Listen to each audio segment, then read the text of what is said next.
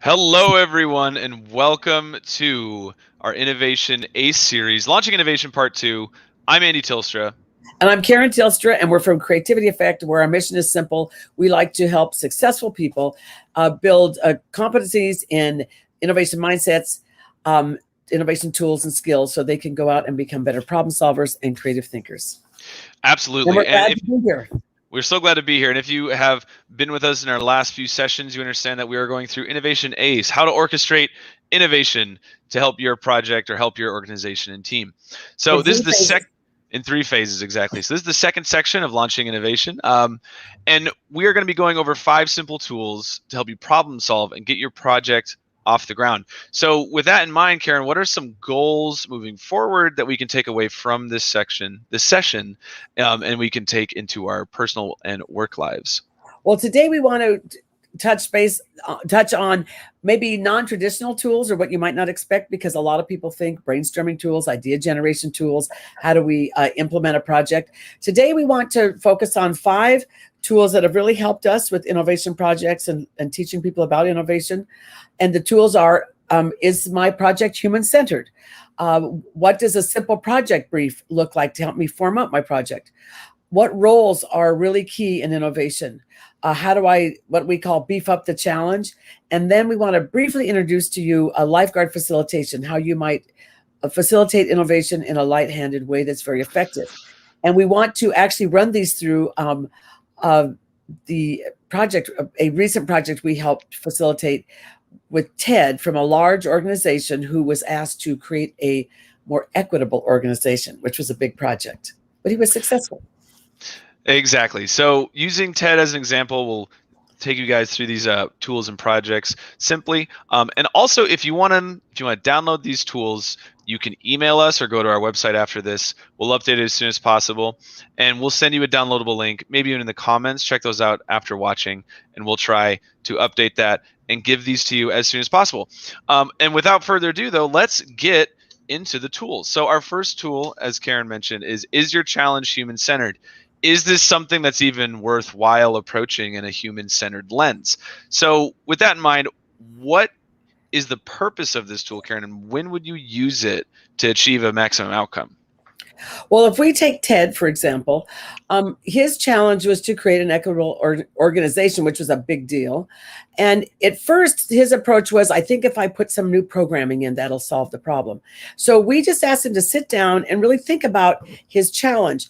And by going through this tool, it really helped expanded his thinking, what is known about the challenge, what's not known, that kind of thing. So this is not a do or die or right or wrong answer. It's really to help your mind get going on what type of challenge you have. And human-centered challenges tend to be more complex. They don't have easily identifiable solutions. So it's good just to know that, because sometimes we feel our problem's complex, but it might really be simple or simpler and have a known solution somewhere. So there's just we created a continuum, and there's 7 questions. Absolutely. So at the top, what is your innovation opportunity in that box? You'll just place the summary of it, or just a brief synopsis of the challenge or the innovation opportunity. And below that, you want to ask these 7 questions. So starting with the first one, how closely does this challenge involve humans? And you see on the right side, a scale of 1 to 10, 1 being completely not, or 10 being completely agree or absolutely. So when reading that question, think about it and then answer it on that scale, and then move on to the next question. How well do we understand the challenge? Yep. Third one, does the challenge have an existing solution already? And that might think, wow, but would we know that? Actually, many times we don't know it. And it's good to take a moment with that. How complex is this challenge? It's a little small. So it's better if you print it out, it's better, but with the StreamYard, it's a little small. So I'll just read them, Karen. So how complex is this challenge? 1 through 10. Is there a lot of data on this challenge? How curious are you about this challenge, and how much influence do you have within your organization to solve this challenge? So answering on a scale of 1 to 10. So at the bottom, then you get your total answers. And then if you scored higher than 35, there's a very good chance that what you're dealing with is a very complex and ambiguous challenge that needs human-centered approach. If you scored lower than that, doesn't mean it's not a bad challenge. It just could maybe use a different approach, one that's not so focused on ambiguity or complexity. Human-centered design is extremely effective when you don't know the solution right out the gate. But like as Karen mentioned earlier, sometimes you just need more forks to get get more a more effective dining experience. That's not necessarily human experience or human-centered. That's just we need more of this. Let's just get it. Yeah. So there is a second page to this tool. We won't go over all of this right now, so if you download it, you're more than welcome to. But this is just continued further learning about what exactly is a human-centered design opportunity and what's more of a linear opportunity. Right. And it's really helpful. I would say just even being familiar with this tool is really helpful when you hear about problems or challenges you're facing or your team is facing, because you can say, once you understand some of the parameters, like, well, that seems like a linear problem, probably a little easier to solve. And let's get right on it. Absolutely. So that's the first tool. Is your problem human-centered? Next, after establishing whether or not it's human-centered or not, move on to the innovation project brief. So Karen, give us a broad synopsis about the purpose of the innovation brief. So if we take Ted was asked to create a more equitable organization, and you might think that the top leader knew about it. Well, because this was coming from a different department, a pretty significant department, but the top leader didn't really know so much about it. So the project brief was a wonderful tool for Ted to go through, answer some questions, and then be able to connect with top leadership, because it helps him create kind of the parameters.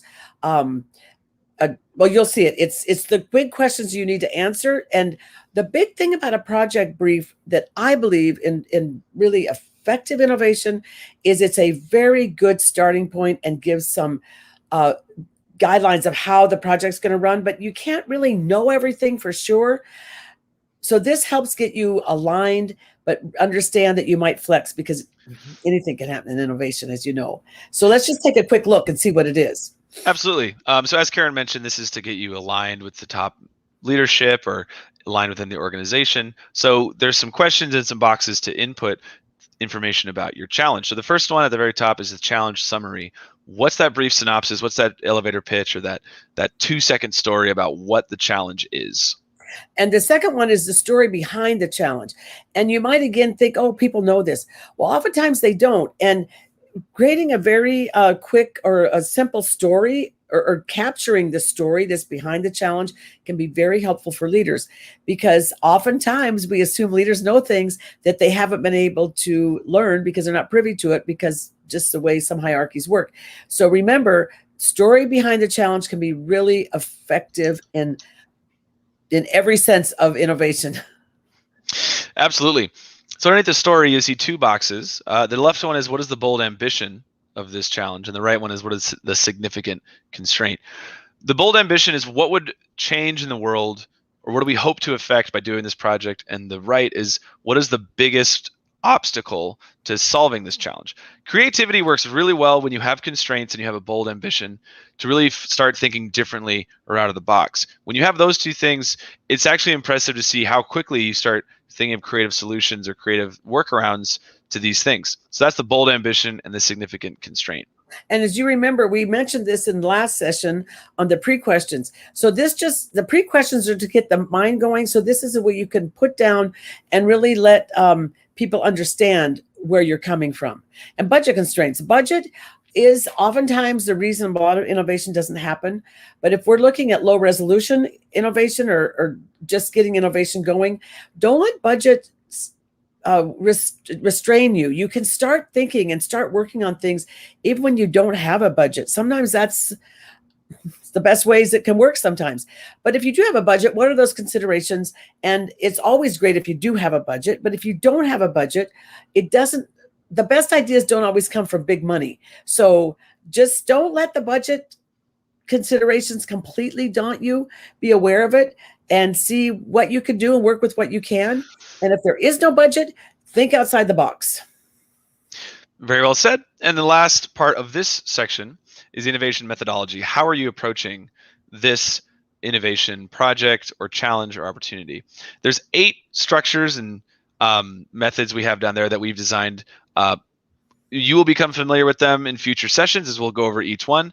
I'll read them out just if you can't read them. Design thinking hackathon innovate anything, anywhere, design thinking, InnoTrek, prototype push, dynamic discussion, innovate anything, and then a grasp it, unpack, and a power hour. The innovate anything, anywhere, and innovate anything are similar. Just one's mobile, one's not. So just do you need it mobile or do you need it to be in person with your team? COVID may affect this as well. So that's the first page of the innovation project brief. There's a couple more pages and we'll just breeze over them. Again, if you want to find out more about this or you want to see these in a more up close way, email us or check out the website and we'll have these available for you to download. If you can't find anything though, just email me at Andy@Creativity Effect. I'm going to keep saying that throughout. So if you ever want to find out, just shoot me an email. So this second page is the deeper dive into the challenge. And Karen, how does this help with the innovation project brief? Well, this again just helps the team that you're going to be working with understand better what's happening, kind of the parameters around the challenge. And I've discovered that we assume a lot of times when people get invited on to either problem-solving groups or innovation projects that we just assume a lot of knowledge. So it just is helpful for people to just take a second and have people fill this out. They feel involved, they feel they've contributed, and then just keep it as you go through the project. You can refer back to it. Absolutely. And then the third page is the project team. Who's going to do what role? And we'll go over roles in a second. Who's going to do what role in the project? And I'll read those out. And then if you want to get to the next section, Karen, we have facilitator, power source, project scribe, project champion, report out panel, core team, and tourists. And if you're confused on what those are, don't worry. We'll be going over those in a second. But that's to identify the project team moving forward. One thing I want to say about TED before we go, because the power source, what we call the executive sponsor, this is a really important thing that I actually learned just maybe the hard way years ago. We assume oftentimes in an innovation project like TED that the executive would be involved, but he wasn't and needed to be brought on board. And so this is just helps make sure that we've got all the touch points we need so your project can be successful. But also sometimes it's not the top leader, sometimes it's a middle manager, but whatever it is, this is just a safeguard to make sure you've talked to everyone you need to talk to if that's called for. Mm-hmm. And the next section is just co-discovery or empathy. Who are the subject matter experts, the stakeholders, empathy fields, and analogous empathy pathways concerning your challenge? Because there's a good chance you're not the only one experiencing this challenge that you're dealing with or this pain point. Mm-hmm. Right. And then timelines and milestones. That's pretty self-explanatory. And then we just have on the next page just some additional roles if needed and signatures. And I wanted to say something about signatures. These aren't die-hard contracts. Some innovation is approached that way. But I want to just put a little warning out. If you can find people at the beginning of an innovation project on a contract and you find out new things and new insights, new discoveries along the way, it can be difficult to bring that news in. And so I like to say the signatures are there to say we are agreeing with the project. We want to run the project. We're not quite sure about the outcome, and that's okay. Absolutely.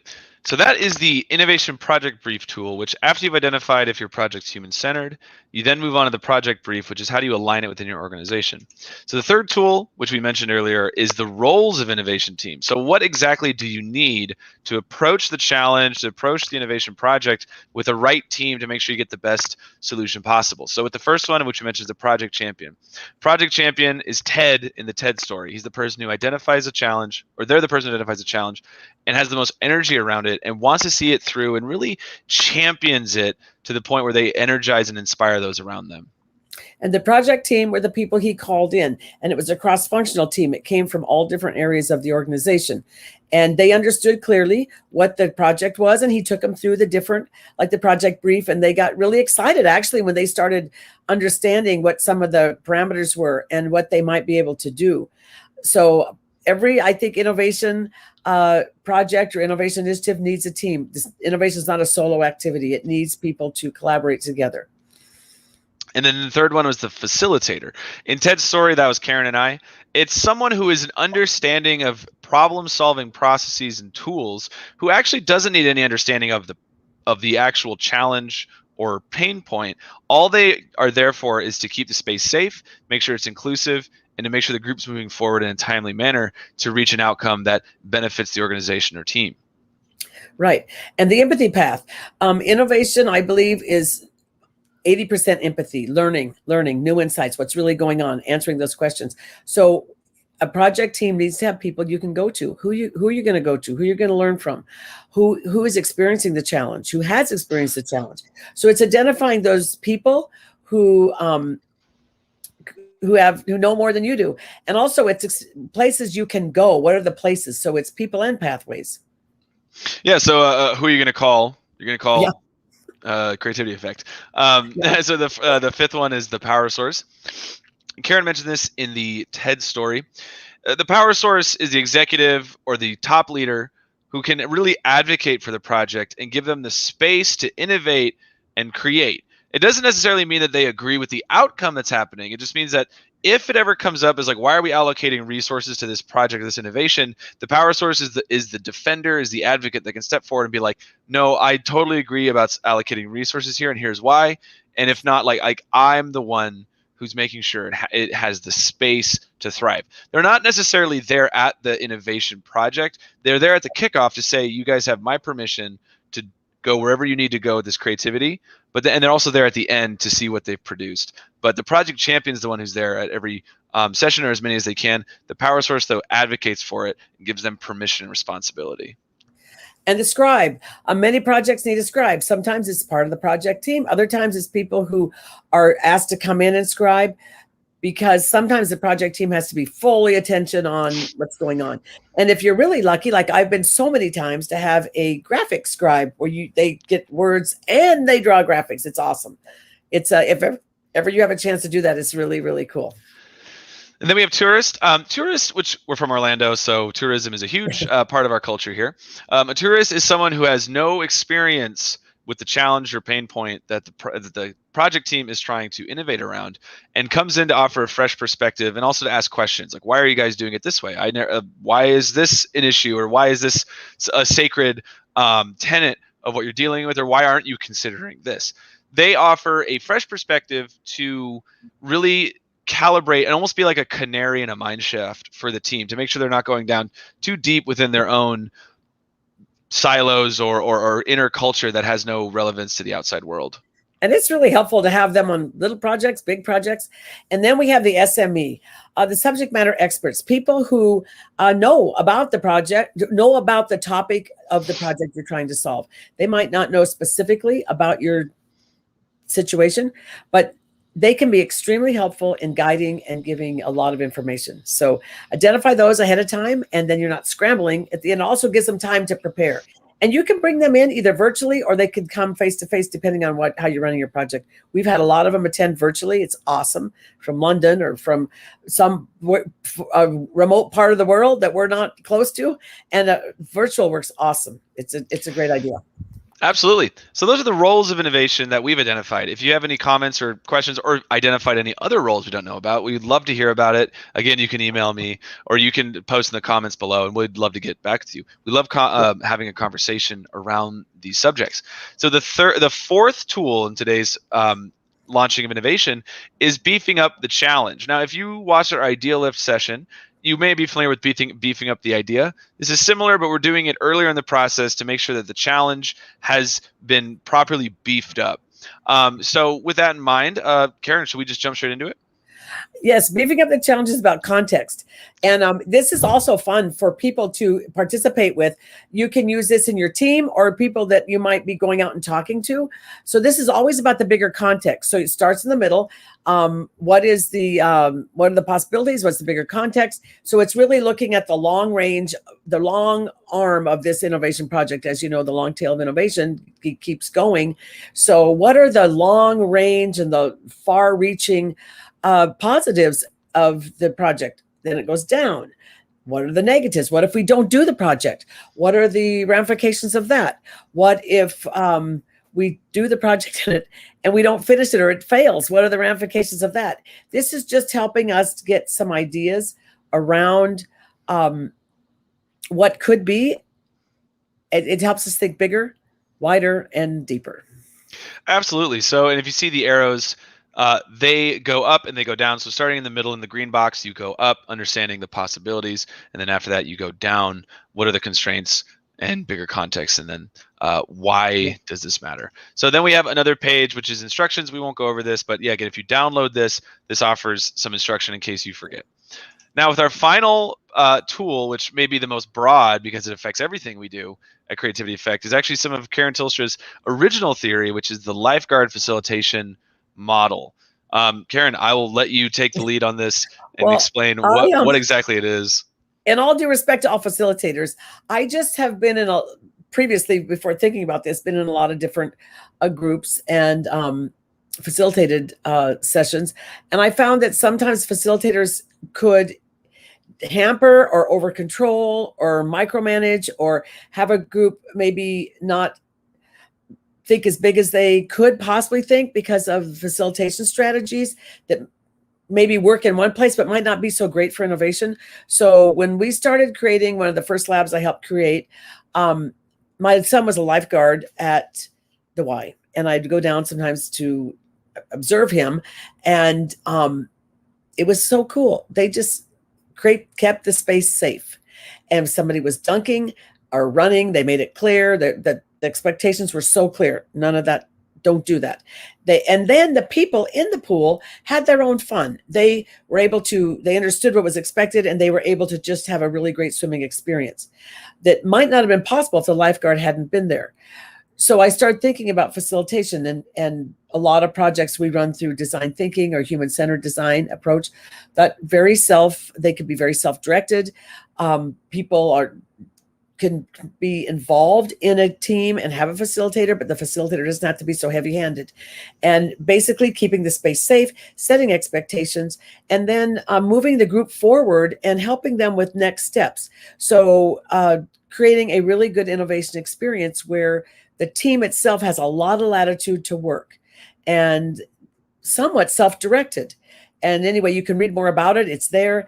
And we're always adding to some, as we keep trying out things and learn new things as the world changes. Sometimes we'll adapt these tools we've made. And we also want to give a shout out to the fact that there's really nothing new under the sun. And we might think we've developed something new, and then maybe 2 months later we found that, oh, they're doing that over here. So there's nothing really new. And so these are just some tools we've found are really helpful of all the different projects we've run or help people with. In government, education, business, healthcare, we've had a wide spectrum of experience in this. And so these are things that have helped us help people create a better innovation experience. So take them, use them, adapt them as you see fit. And because we're always about helping people create a better innovation experience that will result in stellar outcomes. That's always the goal. Absolutely. And again, at the bottom of the page, I'll put a little banner. If you want to download your own version of these tools, your own copy, then email me at andy@creativityeffect.com and I'll send you the link. So that's it. That's 5 simple tools to start your innovation journey and really get that project off the ground and into the sky. Now, this is the last session of launching innovation. So next week, we'll be going over leading innovation, which will have much more, I consider it much more of the meat of the innovation project, because that's going to be probably the most hands-on section of the 3. Thank you guys so much for joining us. If you have any questions or comments, please reach out to us in any way possible, and we'll love to start a conversation. So I've been Andy Tilstra, and it's been a pleasure joining you again on this. And I'm Karen Tilstra, and we are a mother-son team, in case you're curious. And we're just really excited to share these with you, and we'd love your feedback. And again, we come humbly into the innovation world, and we're developing these tools that have helped us. We hope they can help you, but please, please, please feel free to tweak them and adapt them that best fits your needs. Thank you so much for joining us, and we look forward to our next session, Leading Innovation. Now this was launching, and now that's going to be leading. And have a great rest of your day or evening, and we will look forward to seeing you next time. Awesome. Thank you so much, guys. We'll see you later. Bye-bye.